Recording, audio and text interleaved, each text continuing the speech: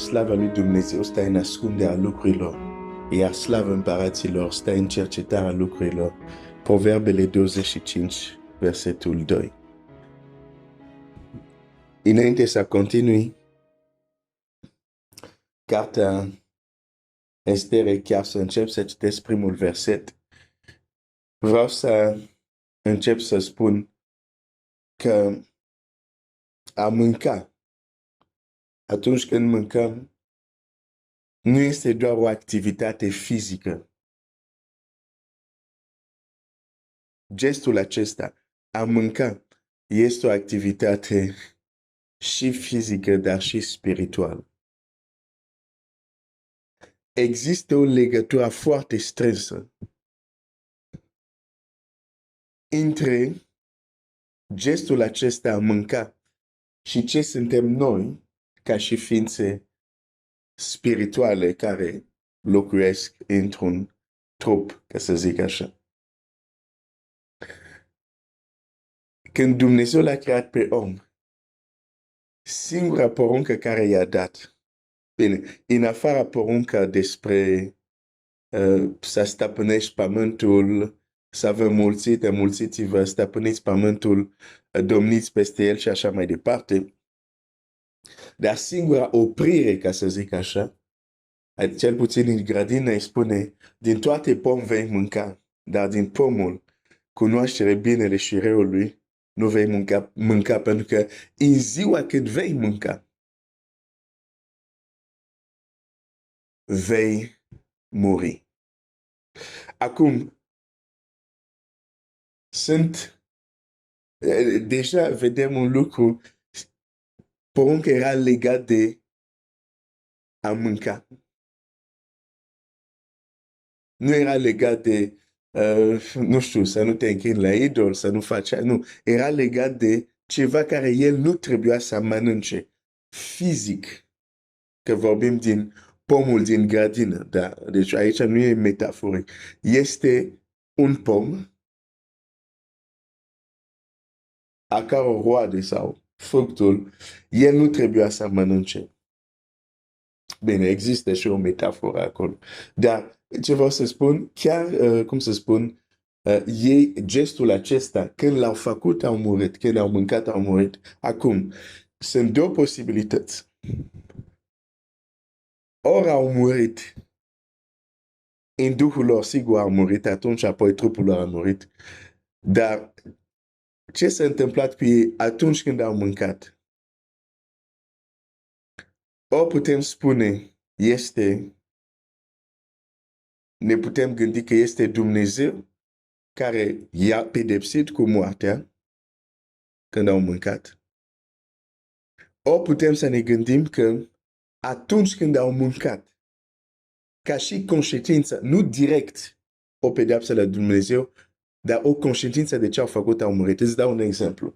Dacă, de exemplu, spui un copil, nu te urca pe masă, da? Și el se urcă, nu te-a ascultat. Și cade, se lovește, îl doare, tu nu l-ai pedepsit încă. Durerea care o simte este conștiință directă a faptul că a căzut. Nu l-ai pedepsit încă. Și când ne uităm la Geneza, faptul că omul a murit atunci, din punct de vedere spiritual, nu a fost faptul că Dumnezeu l-a pedepsit cu... Nu. S-a întâmplat pentru că era o conștiință directă a ceea ce a făcut el când a mâncat fructul. Pedeapsa a venit după, pentru că după Dumnezeu vine și zice, ce ai făcut? Pentru că ai făcut lucrul acesta. Și atunci vine acum pedeapsa lui Dumnezeu. Dar când el a murit, s-a întâmplat automat, direct. Nu era pedeapsa lui Dumnezeu. Spun copil, nu te juca cu focul, se joacă, se arde. Durerea care o simte nu e încă pedeapsa ta. Este o conștiință directă, organică, dacă vrei, nu știu, a ceea ce a făcut el. După ai spus, ok, te-a durut pentru că ai jucat la foc, ok, bun. Dar n-ai ascultat de ce ți-am zis, de aceea nu iau vino aici și atunci primește pedeapsa că n-a ascultat. Dar deja durerea care o simțit nu era pedeapsa ta. Asta înseamnă că acțiunea de a mânca implică, din punct de vedere spiritual, mai multe lucruri decât gândim noi. Sigur, cuvântul ăsta a mânca putem să-l luăm în sensul direct și în sensul metaforic. Pentru că până la urmă nu mâncăm doar mâncare. Ca și eu mâncam și alte lucruri care nu sunt neapărat, când zic mâncare, nu este neapărat pui, nu este neapărat mamaligă și așa mai departe. Mâncam și ca și oamenii, mâncam și alte lucruri. Și totuși și această mâncare, să zic directă, pâine, mamaligă, orez, pește și așa mai departe. Și ea, când noi mâncăm, acțiunea care o facem, e o acțiune, îmi vine să spun, nu e o acțiune simplă, nu e doar am mâncat. Implică ființa noastră spirituală. Nu doar stomacul nostru. De ce crezi și cu asta o să închei, dar o să mai continui să mai spun puțin, pentru că dacă spun tot dintr-o dată, cred că o să fie prea mult. Dar în Scriptura Biblia zice, în zilele din urmă vor fi tot fel de învățături. Învățături ale dracilor. Și una din învățături este aceasta, să nu se mănânce. Deci unele din învățături ale ei sunt draci. Dar vin cu anumite învățături unde spun să nu se mănânce anumite lucruri. Și aici nu este figurativ, e chiar mâncare de zi cu zi. Dar ce treabă au draci cu ce am eu în farfurie? Că gândește-te, ființele astea invizibile, spirituale, nu fac un lucru doar așa degeaba, da? Dacă vin și se preocupă de ce am eu în farfurie, înseamnă că le influențează într-un fel sau altul. Ce mănânc?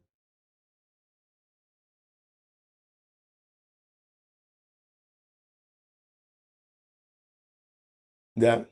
Pentru azi dimineață, opresc aici legat de mâncare.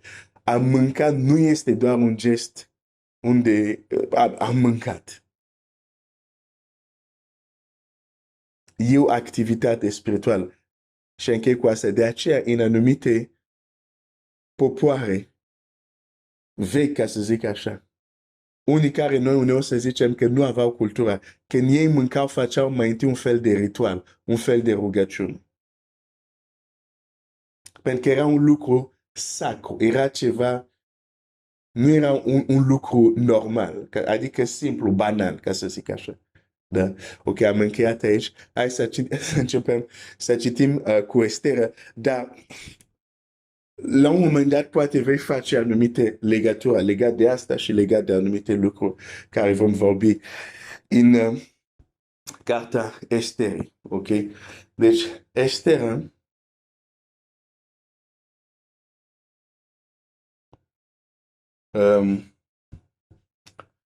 Estera, capitolul 1. Și de ce am început să vorbesc de partea asta cu mâncare, să vezi faptul că mănânci altfel, este că vedem că în împărație este o spăț, da? Oamenii mănâncă. Pentru că a mânca nu este doar un simplu lucru banal. Și Domnul Iisus chiar spune, vom sta la masă. Mulți o să vină din Orient, de acolo, și o să vină, o să sta la masă cu Avram, cu Isaac, cu Iacov și mai departe. Ok. Mă întorc la ce vedeam ieri. a sta la masă este un context creat pentru altceva. Când Domnul Iisus spune vom sta la masă, este un context pentru ceva mai mare. Scopul nu este mâncare și băutură. Da? Împărăția lui Dumnezeu, am citit asta, nu este mâncare și băutură. Dar pace, bucurie prin Duhul Sfânt. Aș vrea să citesc versetul 4 sau chiar versetul 3 și 4, să împărtășesc ceva și să termin pentru azi dimineață. În al treilea an al domniei lui, a dat un ospăț tuturor domnitorilor și slujitorilor săi, capetenilor știrii perșilor și amezilor mai mari și capii ținuturilor s-au strâns înaintea lui. El a arătat bogăția strălucită a împărăției lui și slava minunată a mărimii lui în multe zile, timp de 180 de zile.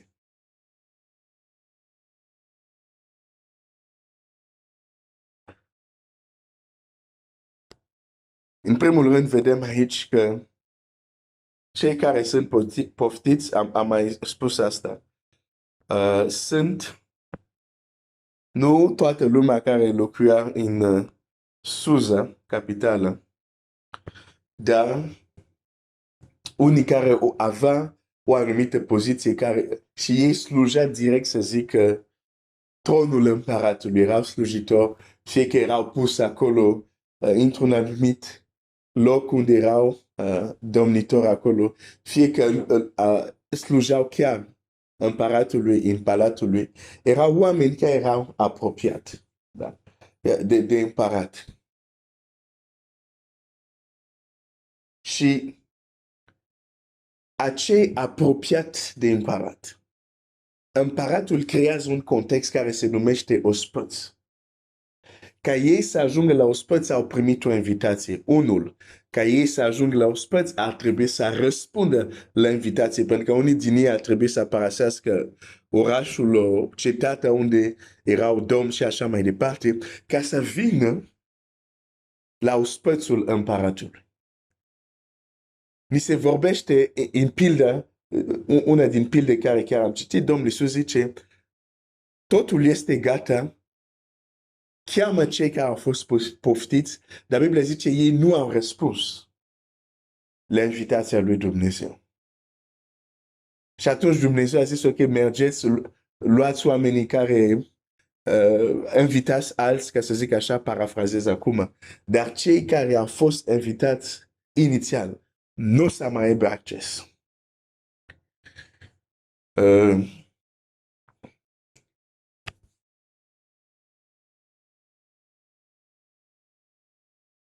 E invitat la ospăț. Ospăț era doar un context pentru scopul lui. Scopul lui era să le arate bogăția strălucită în împărăție.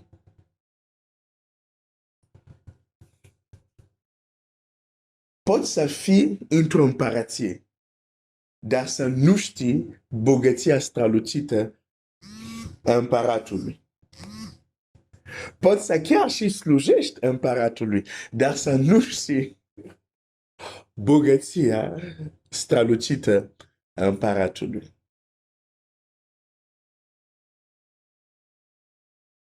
Nu de aceea Pavel în Efeseni spune Efeseni 1 și citește acolo de la 19, nu mai duc să citești că deja timpul e înaintat.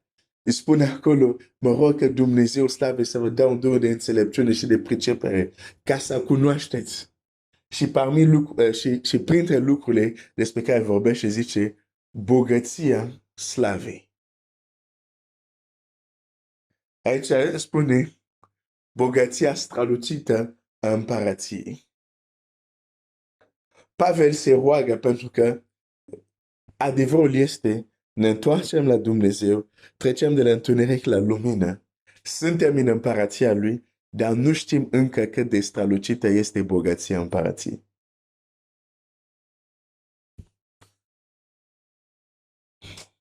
Și pentru asta, dar regele vrea să ne arate. Și atunci creează un context care se numește ospăț. Deci, la început, ei au venit la un ospăț.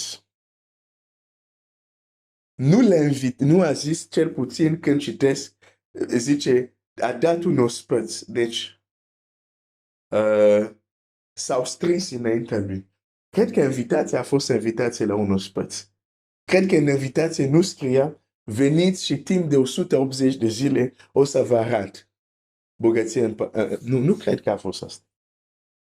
Cred că a fost simplu invitație la un ospăț. Dar când au ajuns la ospăț, după ce au mâncat mâncare alese și așa mai departe, când mânca la un moment dat, regele vine zice, ok, invitații mei, veniți, vreau să vă arăt ceva.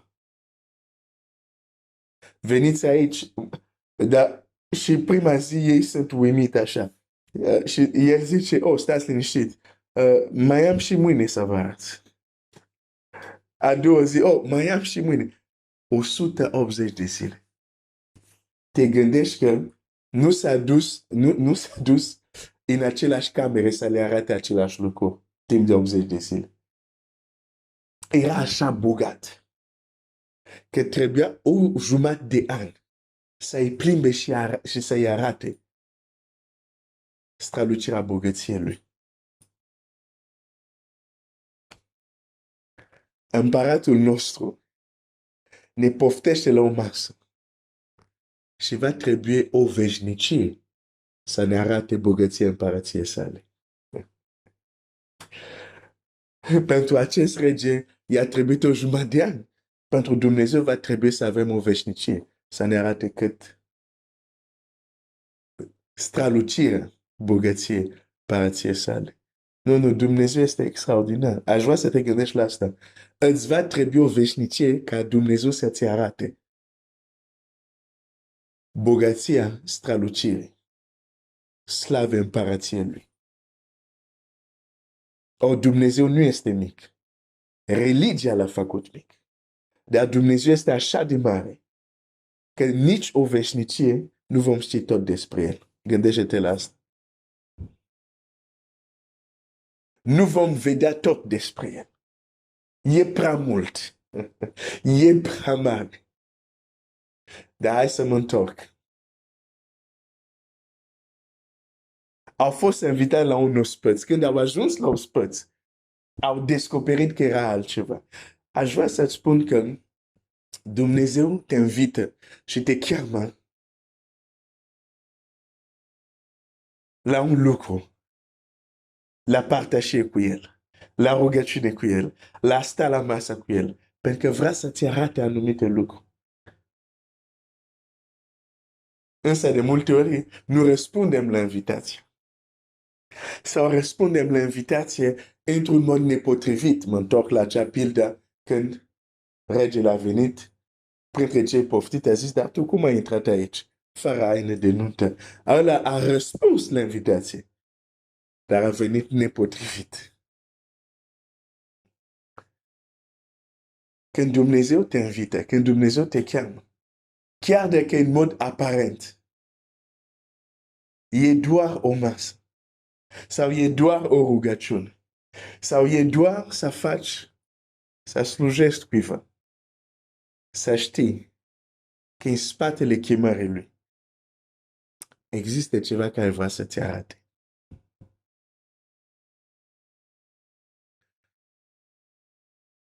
O să mă opresc aici astăzi. Nu uita, și pe tine Dumnezeu te-a invitat mai întâi să crezi în Isus, să-L primești pe Isus Hristos ca Domn. Dumnezeu ne invită pe toți mai întâi să ne pocăim. El poruncește tuturor oamenilor, fapte 17, să se pocăiască, pentru că a rânduit o zi unde va judeca lumea prin omul care a dat o dovadă de netadăgăuit prin faptul că l-a înviat din mort. Asta de fapt e prima invitație, pocăință. Și să ne încredem în cel care l-a trimis. Și apoi avem alte invitații. Invitații la părtășie cu Dumnezeu prin rugăciune. Invitații la părtășie cu frați. Invitații la slujire.